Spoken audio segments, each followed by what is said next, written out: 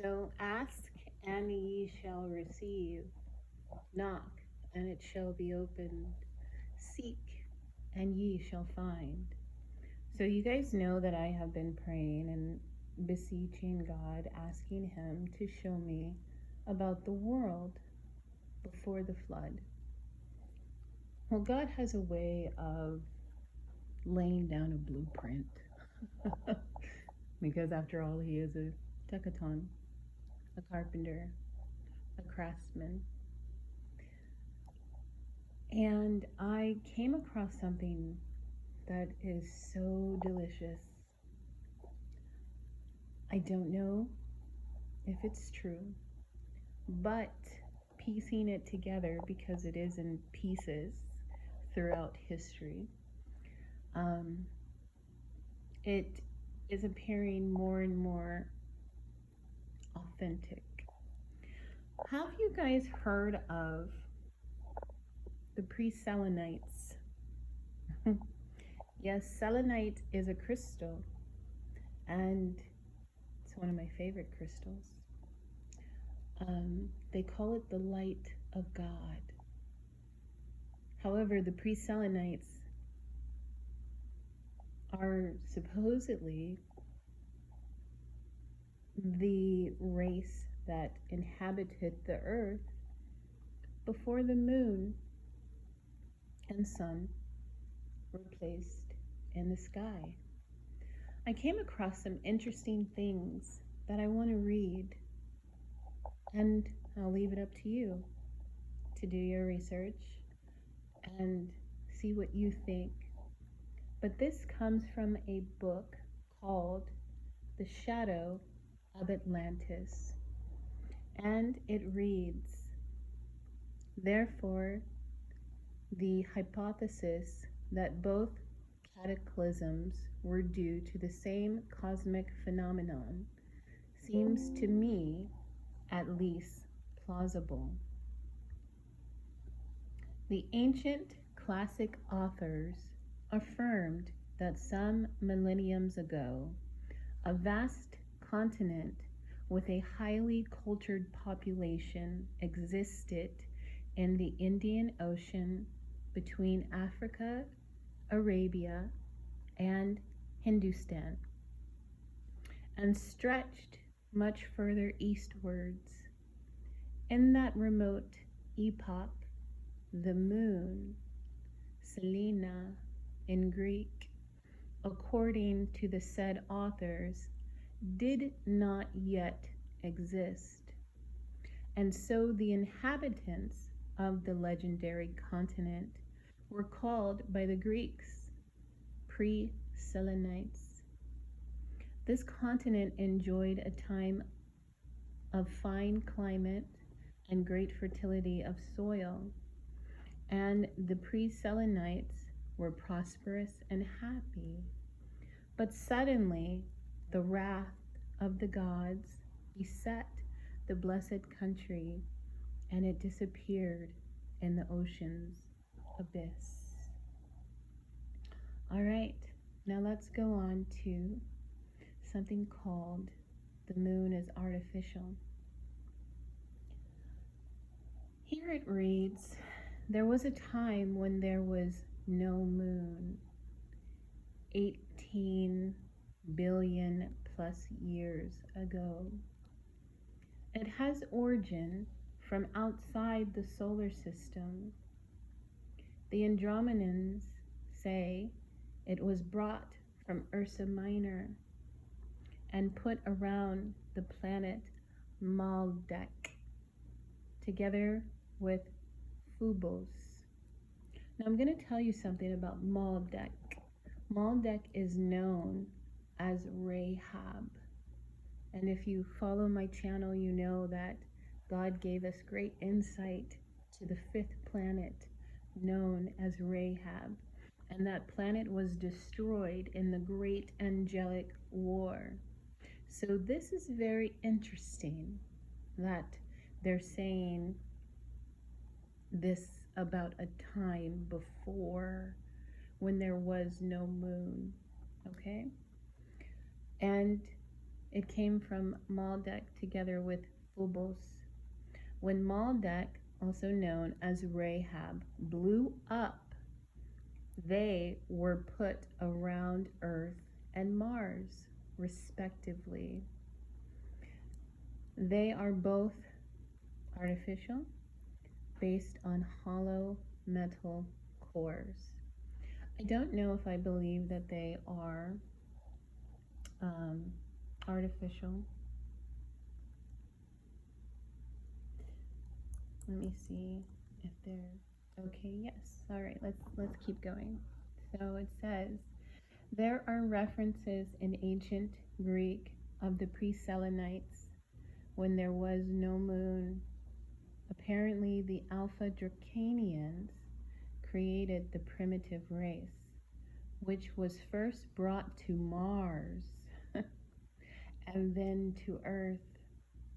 The primitive race was then tinkered with by many other different races, 21 other races. I'm not going to call them races, I'm going to call them angelics, okay? Resulting in our race having been modified 22 times. There's more, but I will not read that, not right now. I'm sharing what I find with you guys. Hopefully you'll be able to find something as well. Now this one is the most delicious because I have a love for Catherine de Medici. She's a very interesting woman, and she was friends with Nostradamus. So this is in a book called A Tryst on the Reign of Catherine de Medici. And this book was written in the 1800s. So listen, it says, Shepherd Misha, king of the Moabites, who offered his eldest son a burnt sacrifice upon the mound, the fruit of his body for the sin of his soul, and the other that of Jephthah, judge of Israel, who devoted his daughter, the story of which is familiar to us all. Not so familiar is the Arcadian rite of the Preselenites, men prior to the moon, who demanded a virgin of the race of Hippotas for their atoning sacrifice, and traveling thence through the history of the heathen, we find the Atridan,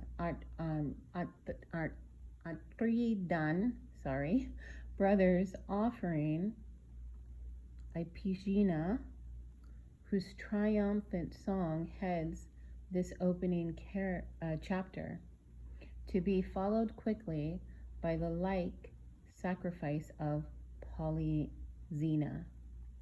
The first to the winds of the Ras, the second to the shade of Achilles.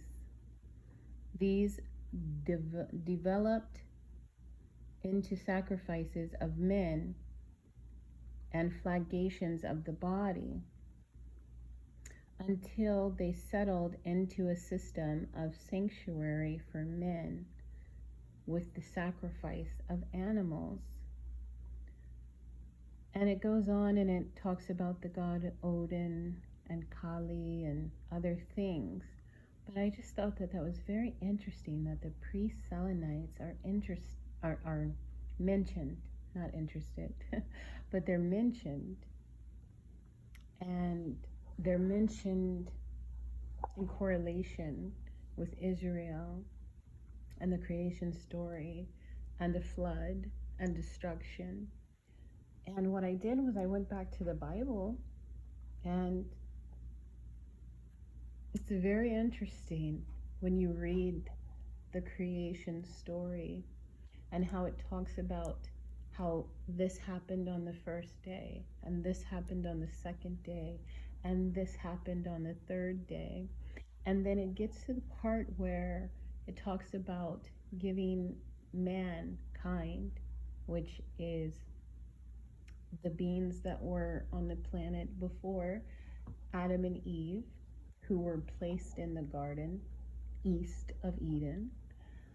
It talks about how God told them to replenish the earth. So the fact that these Preselenites are mentioned with the planet Rahab, and how Rahab was destroyed in the great war of the angelics and the great war of God, this is very delicious and very interesting, and I am going to be diving very, very deep into this. If you have heard of the Preselenites, or you have any information on them, drop a comment below. And if you've never heard of them, but now you're interested in knowing more about them, drop a comment below. And it's very interesting that these beings, are talked about in ancient manuscripts. And when you pray, God does answer you. Now you have to hold everything up to the biblical light, and you have to ask the Holy Spirit, is this true?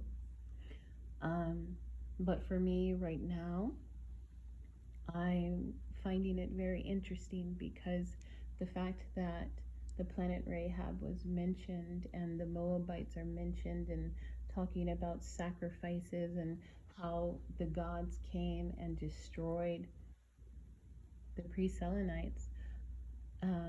Well, when you read the biblical account, it's there, but it's the seen versus the unseen, and it is the 30, 60, 100 fold of revelation. And God is so merciful and so beautiful and so poetic. He basically gave us what we needed, but he also allows us to get the extras. But you only get the extras through the Holy Spirit and through communication with him and having a relationship with him. And I will never say that I get anything from any other source other than God. Just like with Enoch, God told the angels to teach Enoch.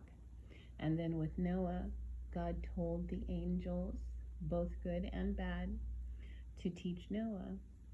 And I have asked God for the same thing.